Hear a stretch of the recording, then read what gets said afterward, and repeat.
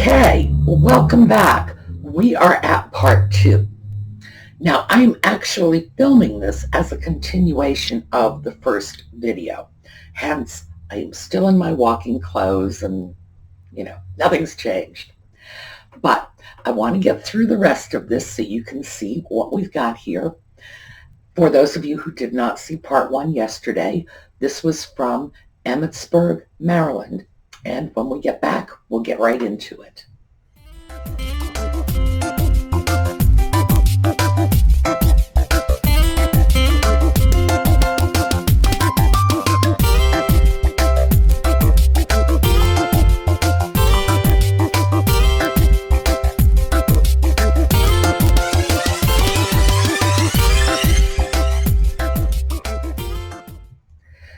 Okay, let's take a look at this. I did, in fact, turn this upside down so that you could see these,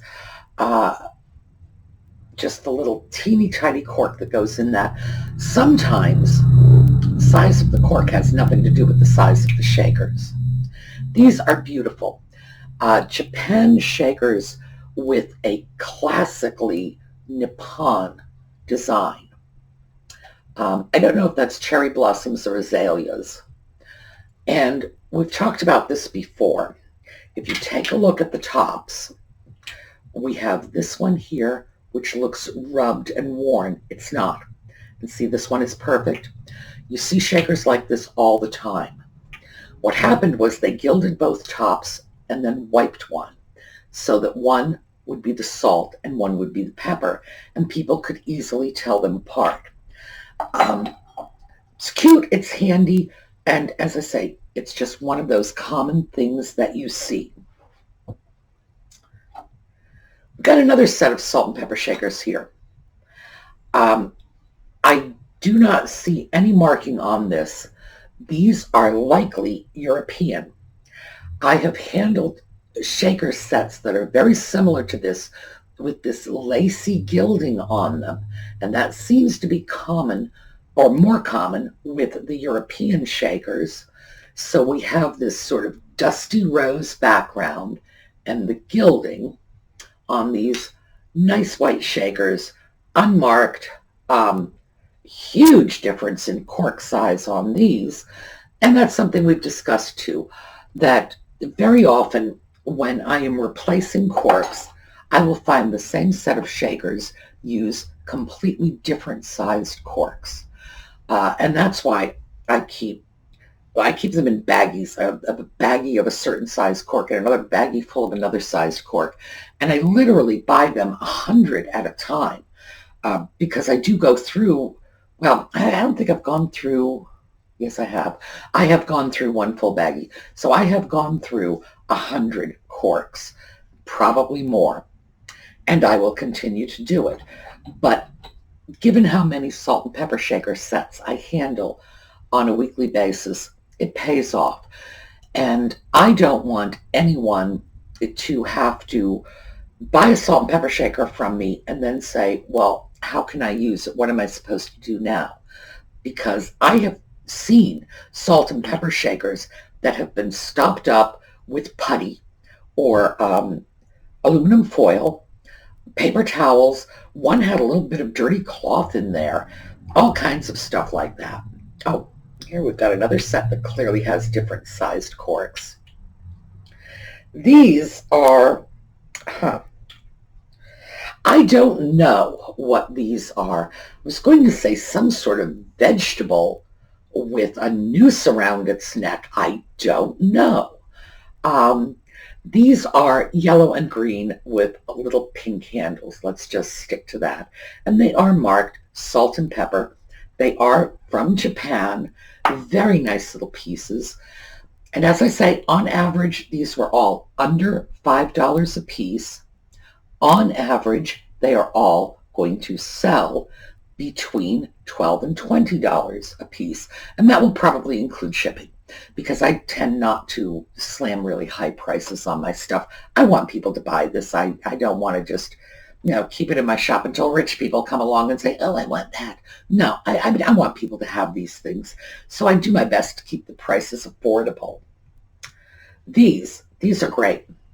These are Japanese pieces, and even if they were not marked, I could tell by the shape of the porcelain. There's a twist in it. They've got ribs, and it's a spiral rib. So this is a classic Chinese design in the blue and white. Now remember, for a long time in the 20th century, Chinese porcelain was actually made in Japan, decorated in Hong Kong, sometimes in Macau, and the Japanese kind of just got used to working with the Chinese designs. But historically, and if we want to go back a few centuries, Japanese culture, the arts of Japan, were very heavily influenced by the arts of China. So this is not unusual. It's like our own American arts were greatly influenced by the artistry of Europe. One was an older culture. It was just that simple. So what we have here are very, very pretty Japan pieces with a Chinese motif on it. Those are nice. But I got some other pieces.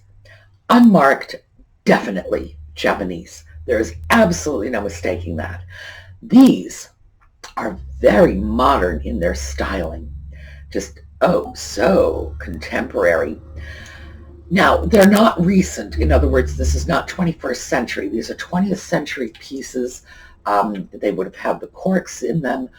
Most likely, yeah, they don't have corks in them now. Oh, thank goodness. Most likely, we are looking at 60s or 70s based on that design. Just very contemporary looking. And this is good because not everybody likes antique stuff. Me, I love it. I think people who don't like antique stuff probably have a screw loose, my opinion. But, you know, I'm not just keeping my sales limited to antique lovers. It's nice to have something for people with more modern tastes, too. And these are just great little shakers. Got another little modern piece here. These $3.50, that's what these were. We've got a cork in here. Beautiful little pieces. Plain white with the little gold bands. Again, very, very contemporary looking. And that's good because, as I say, I do not want my Etsy store to just turn off people who are interested in more modern items. So, modern items. Let's take a look at these. These are Japan pieces, and they have initials on them. And I'm going to have to clean it up and see if those initials were added by an owner. By the way, sometimes this will happen with China. People will put their personal initials as a means of identification in case of theft. That can create a lot of confusion because you're looking at this and you'll see MS and it means the owner was Mary Smith. It doesn't mean the artist was Mary Smith. But you can usually tell when you actually get around to cleaning them. And so that's what I'm going to look at for this and see if these are artist's initials or owner's initials. Very sort of abstract-y, silver on white. Once again, we have that area where they have sort of nicked off the gilding, or in this case, it's the silvering. And as I say, that was intentional. They wanted to mark one as salt and one as pepper. But these are just pretty. Definitely outside of what I would call my style, but my style isn't the only style in the world. And that's also something you need to keep in mind when you are selling to the general public. Yeah, your style is great. And if you have a shop, it should reflect your style. But you don't want to limit yourself to just the people who like the stuff that you like. So keep that in mind. These pieces, this one and this, I got together. This one was described, well, they were both described as spoon rests. This one, I suppose it could be used as a spoon rest, but it's probably not. This is probably simply a large Chinese serving spoon. Chinese spoons have flat bottoms, so they could sit on a flat surface. In my opinion, very practical. But, oh, it also has a hole. And I suppose that furthered the impression that it was a spoon rest. Is it? I suppose you could use it as one, but you can just as easily use it as a spoon. And I believe that that is what our original Chinese family that would have been using pieces like this would have used it for. But it would have been a large serving spoon. You certainly wouldn't have been eating with that.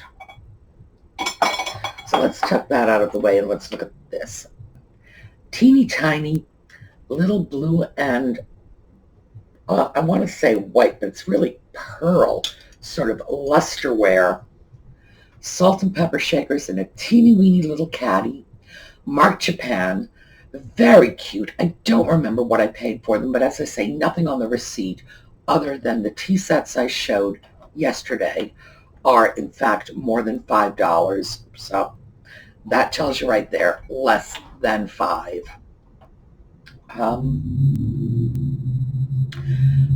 Okay, interesting.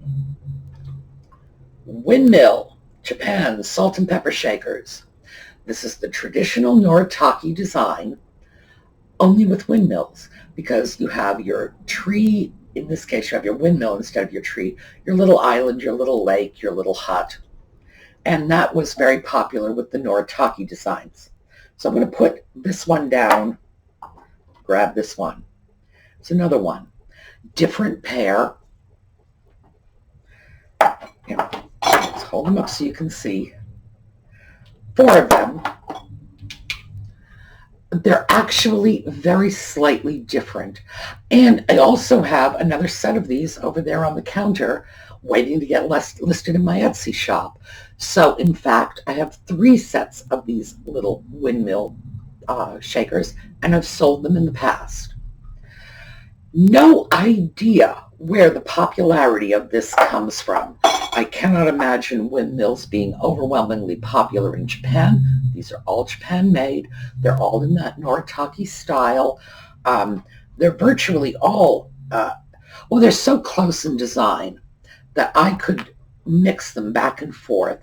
And if you didn't know I had done it, you wouldn't know I had done it. So I'm not sure. It's clearly a much more popular design than I thought. They're very attractive, but I wouldn't have thought windmills were that big a deal.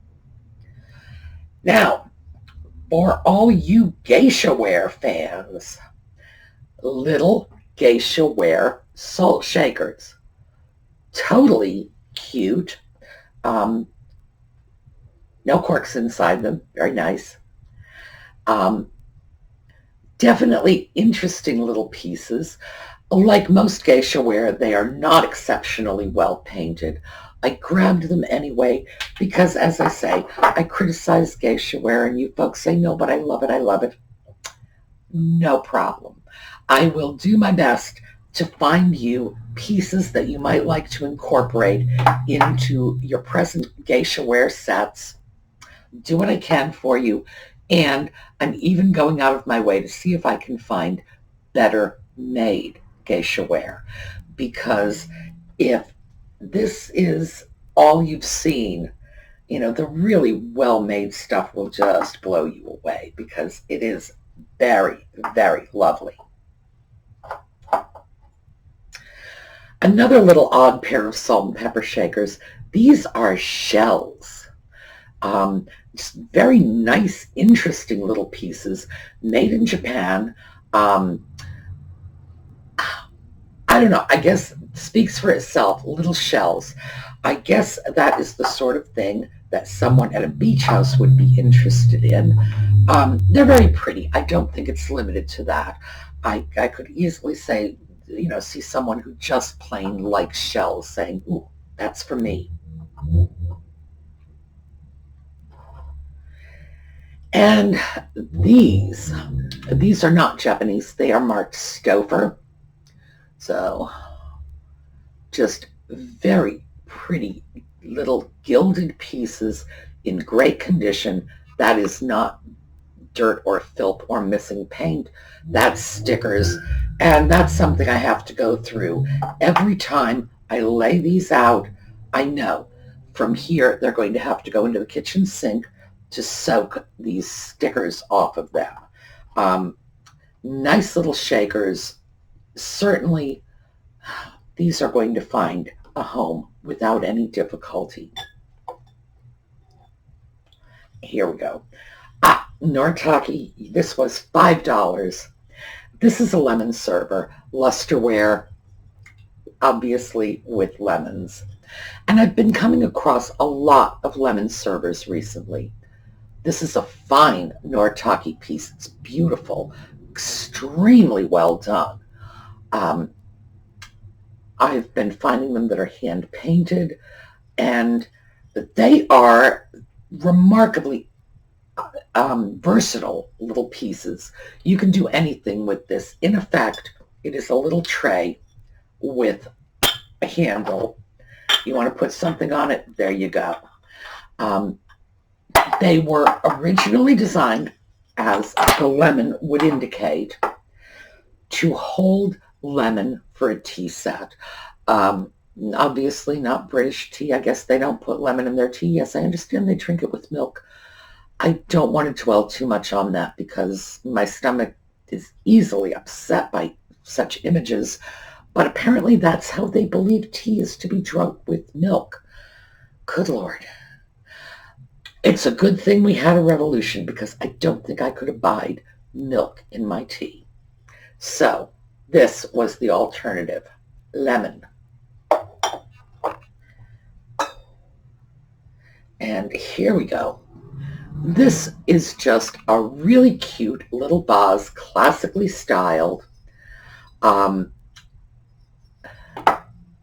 Probably European.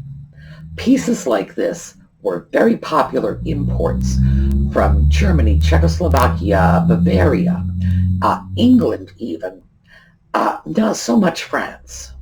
We imported different stuff from France, but we liked classically inspired pieces, and that is probably European. Could be American, no marking.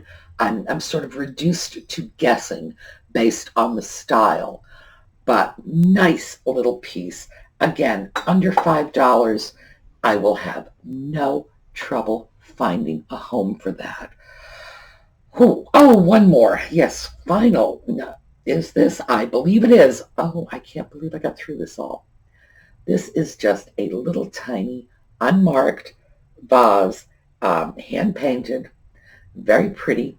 One of my buyers collects little mini vases like this. She buys a great deal from my Etsy shop. So when I find something like this, I usually grab it, wrap it up, tuck it in a package for her as a little surprise. And it's a way of saying, thank you for always buying stuff from me. It's great. You should always make an effort to take care of your customers. Even if it's just, this way she knows that I was out, I was shopping, I was thinking of her, and I brought something home. And that's going to go, with her.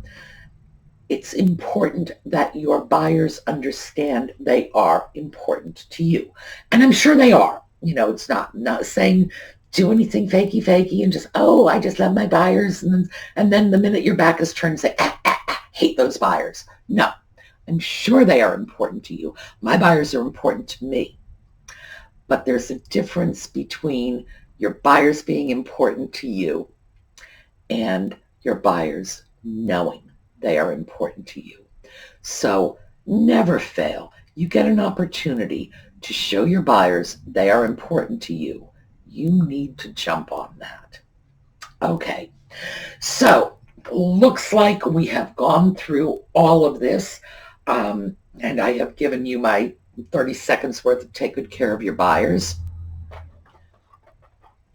Here we go. I'm going to do this one, the second one. I know which one this is. This is going to be our giveaway.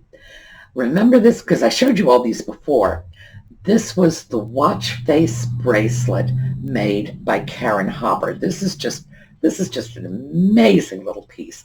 And I will put this in the pictures, with the rest of this stuff so you can have a good look at it. Beautiful, beautiful piece.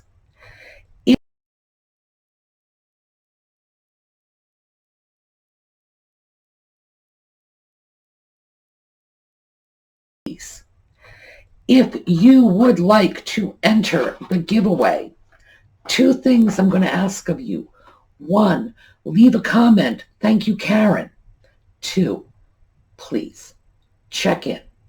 We're going to leave the comments open for a week so that anybody can write in, give you a week. At the end of the week, so that's 1 week from today, Audie's going to pick a winner.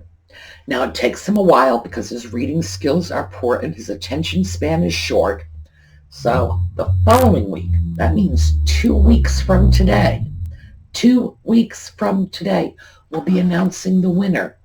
If you enter the giveaway, please check in 2 weeks from today. Look for your name, because it's very frustrating for the other people who have entered the giveaway when they see a winner and the name is going up, and it's, all weekend long that name is going up, and I'm calling out the names, and you're not collecting it, and they would have liked to have had it. So the previous giveaways, I'm just going to do a whole new give. I'm not going to go back and start, pulling other winners out of that. We're just going to move on with the rest of the giveaways and recycle them back in. So if you want this, it's free. Just say, thank you, Karen, but please, please, please check in 2 weeks, because unclaimed giveaways are frustrating for everyone. And let's face it, if you like it enough to enter the giveaway, I'm sure you like it enough to want to collect your prize. All right. Have a terrific day, everybody. The pictures are coming up. I'll see you tomorrow.